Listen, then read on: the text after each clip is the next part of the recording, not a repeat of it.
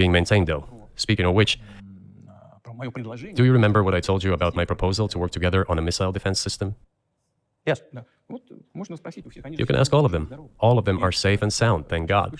The former president, Condoleezza, is safe and sound, and I think Mr. Gates and the current director of the intelligence agency, Mr. Burns, the then ambassador to Russia, in my opinion, are a very successful ambassador. They were all witnesses to these conversations. Ask them. Same here. If you are interested in what Mr. President Biden responded to me, ask him. At any rate, I talked to him about it. I'm definitely interested, but from the outside, it seems like this could devolve or evolve into something that brings the entire world into conflict and could initiate a nuclear launch. And so why don't you just call Biden and say, let's work this out? What's there to work out? It's very simple. I repeat. We have contacts through various agencies. I will tell you what we are saying on this matter and what we are conveying to the US leadership. If you really want to stop fighting, you need to stop supplying weapons. It will be over within a few weeks. That's it. And then we can agree on some terms. Before you do that, stop. What's easier? Why would I call him? What should I talk to him about? Or beg him for what? And what message did you get back? You're going to deliver such and such weapons to Ukraine? Oh, I'm afraid, please don't. What is there to talk about? Do you think NATO is worried about this becoming a global war or a nuclear conflict? At least that's what they're talking about. And they're trying to intimidate their own population with an imaginary Russian threat. This is an obvious fact. And thinking people, not Philistines, but thinking people, analysts, those who are engaged in real politics, just smart people, understand perfectly well that this is a fake. They're trying to fuel the Russian threat. The threat I think you're referring to is a Russian invasion of Poland, Latvia, expansionist behavior. Can you imagine a scenario where you sent Russian troops to Poland? Only in one case, if Poland attacks Russia. Why? Because we have no interest in Poland, Latvia, or anywhere else.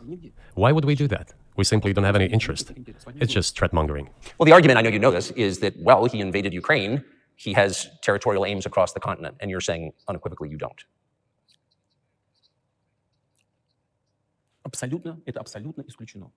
It is absolutely out of the question.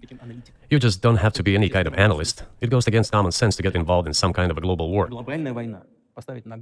And a global war will bring all humanity to the brink of destruction. It's obvious. There are certainly means of deterrence. They have been scaring everyone, with us all along. Tomorrow Russia will use tactical nuclear weapons. Tomorrow Russia will use that. No, the day after tomorrow. So what? In order to extort additional money from US taxpayers and European taxpayers in the confrontation with Russia, in the Ukrainian theater of war. The goal is to weaken Russia as much as possible. One of our senior United States senators from the state of New York, Chuck Schumer, said yesterday, I believe, that we have to continue to fund the Ukrainian effort, or US soldier citizens could wind up fighting there. How do you assess that?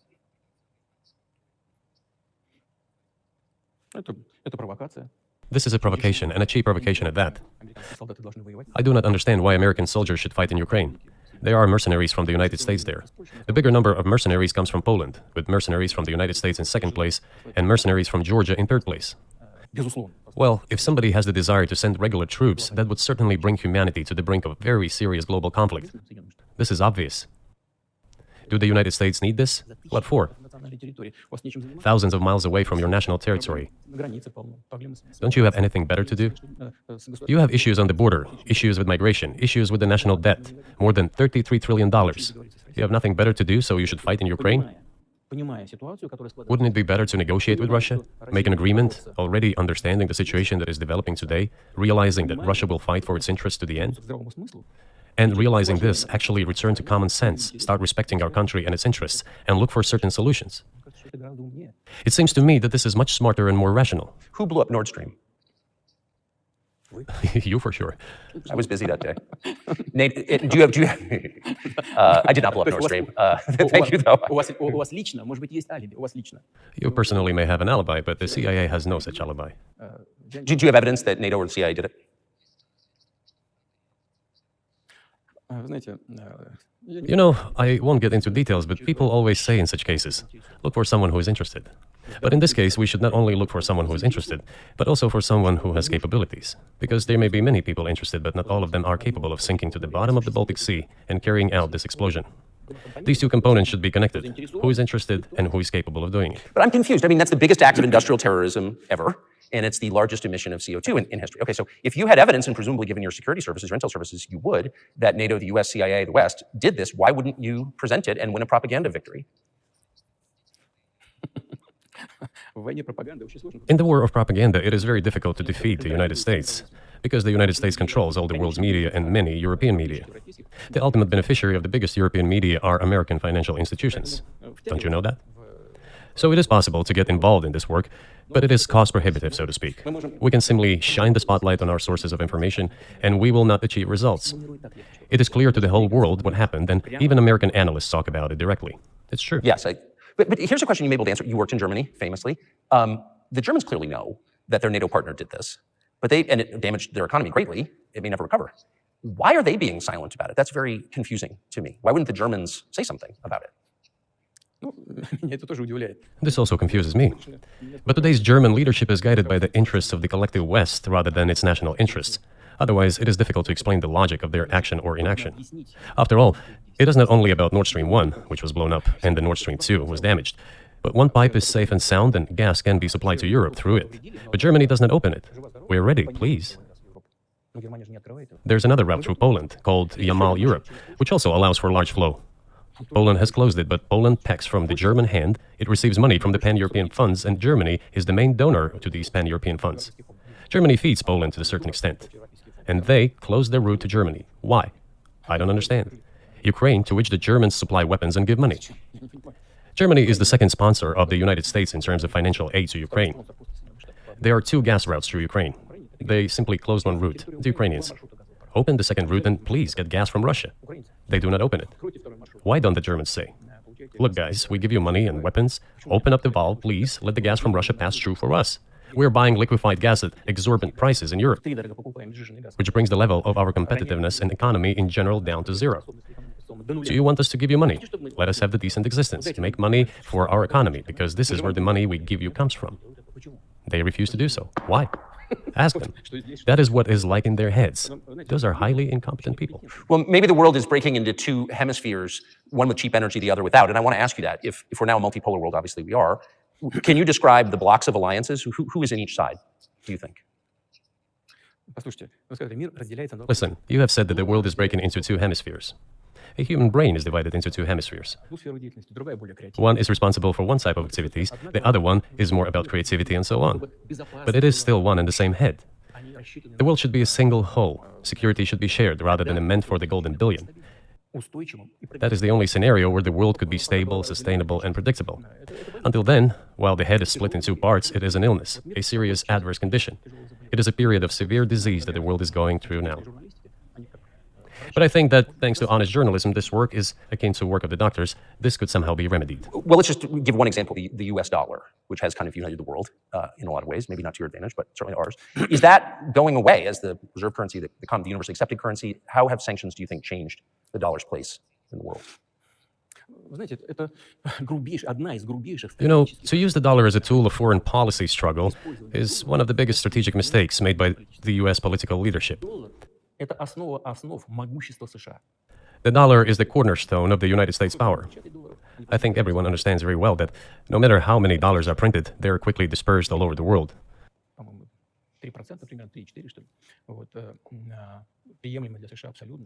Inflation in the United States is minimal. It's about 3 or 3.4%, which is, I think, totally acceptable for the US. But they won't stop printing. What does the debt of $33 trillion tell us about? It is about the emission. Nevertheless, it is the main weapon used by the United States to preserve its power across the world. As soon as the political leadership decided to use the US dollar as a tool of political struggle, a blow was dealt to this American power. I would not like to use any strong language, but it is a stupid thing to do and a grave mistake.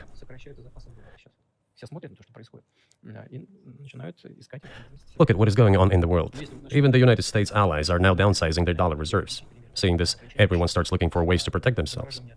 But the fact that the United States applies restrictive measures to certain countries, such as placing restrictions on transactions, freezing assets, etc., causes great concern and sends a signal to the whole world.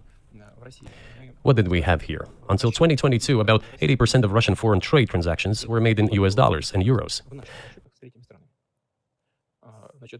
US dollars accounted for approximately 50% of our transactions with third countries. Well, currently it is down to 13%. It wasn't us who banned the use of the US dollar. We had no such intention. It was decision of the United States to restrict our transactions in US dollars. I think it is complete foolishness from the point of view of the interest of the United States itself and its taxpayers, as it damages the US economy, undermines the power of the United States across the world. By the way, our transactions in yuan accounted for about 3%. Today, 34% of our transactions are made in rubles, and about as much, a little over 34% in yuan. Why did the United States do this? My only guess is self-conceit.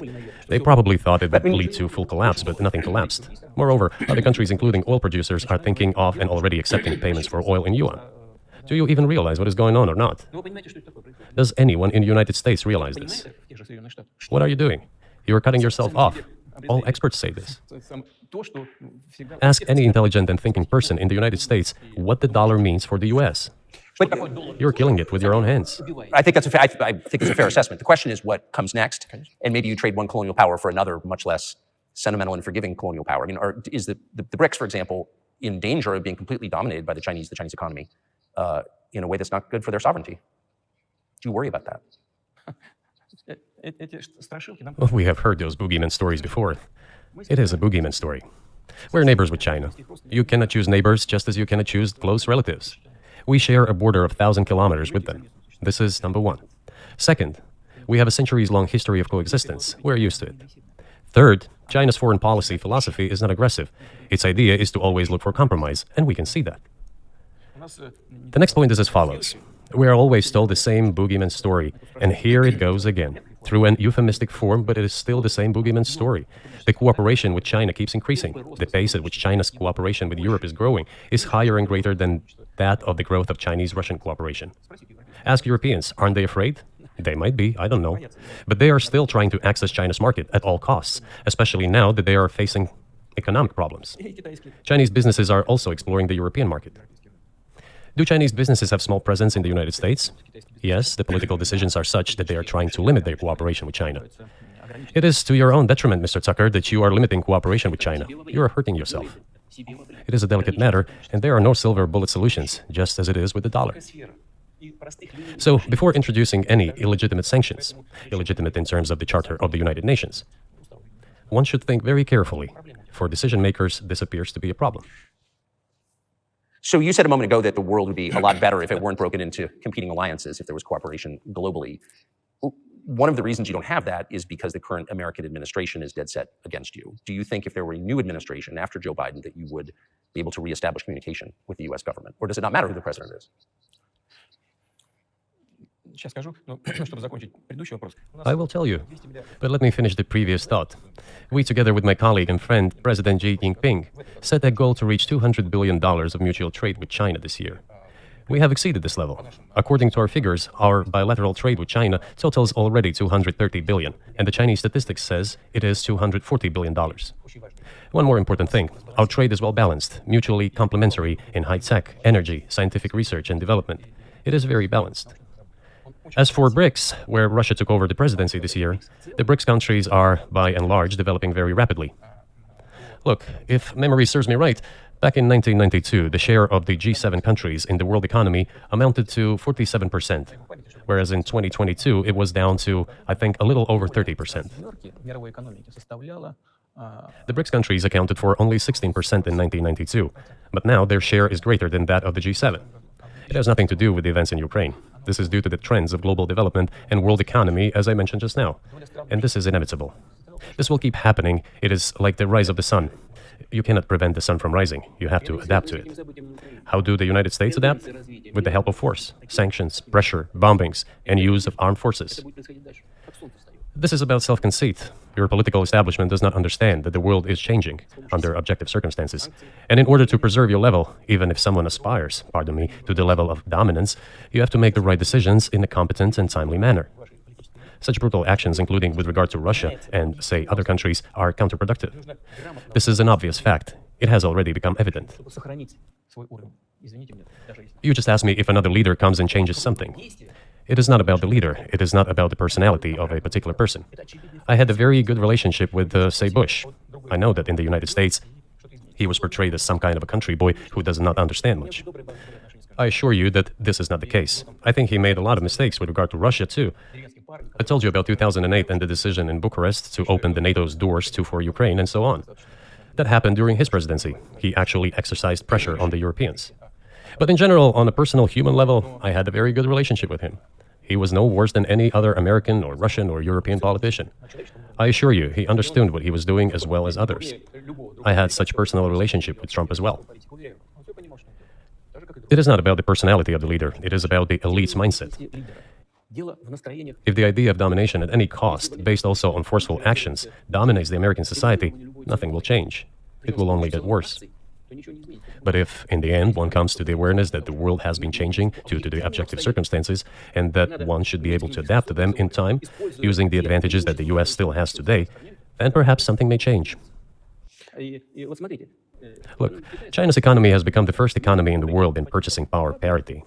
In terms of volume, it overtook the US a long time ago. The USA comes second, then India, 1.5 billion people, and then Japan, with Russia in the fifth place. Russia was the first economy in Europe last year, despite all the sanctions and restrictions. Is it normal from your point of view? Sanctions, restrictions, impossibility of payments in dollars, being cut off from SWIFT services, sanctions against our ships carrying oil, sanctions against airplanes, sanctions in everything, everywhere. The largest number of sanctions in the world which are applied against Russia. And we have become Europe's first economy during this time.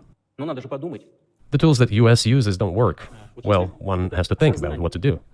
If this realization comes to the ruling elites, then yes, then the first person of the state will act in anticipation of what the voters and the people who make decisions at various levels expect from this person. Then maybe something will change. But you're describing two different systems. You say that the leader acts in the interest of the voters, but you also say these decisions are not made by the leader, they're made by the ruling classes. You've run this country for so long, you've known all these American presidents. What are those power centers in the United States, do you think? Like, who actually makes the decisions? I don't know. America is a complex country, conservative on one hand, rapidly changing on the other. It's not easy for us to sort it all out. Who makes decisions in the elections? Is it possible to understand this when each state has its own legislation? Each state regulates itself? Someone can be excluded from elections at the state level. It is a two-stage electoral system. It is very difficult for us to understand it. Certainly, there are two parties that are dominant, the Republicans and the Democrats. And within this party system, the centers that make decisions, that prepare decisions. Then, look, why, in my opinion, after the collapse of the Soviet Union, such an erroneous, crude, completely unjustified policy of pressure was pursued against Russia? After all, this is a policy of pressure. NATO expansion, support for the separatists in Caucasus, creation of a missile defense system. These are all elements of pressure. Pressure, pressure, pressure.